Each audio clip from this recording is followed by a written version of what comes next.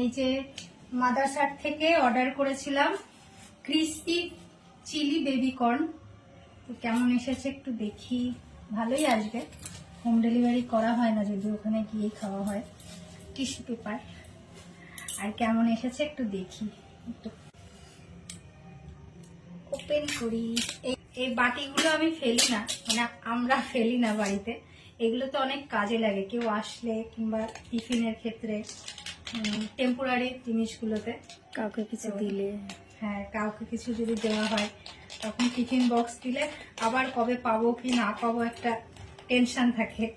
আর এইগুলোতে use and throw এর মতন নিশ্চিন্তে দেওয়া যায়। তো সেই কারণে এগুলো রেখে দিই। তো দেখি খেয়ে কেমন। খেয়েছি আমি, এর আগে খেয়েছি, কিন্তু হোম ডেলিভারিতে কেমন আসে, টেস্ট কেমন হয় জানি না। খেয়ে দেখি।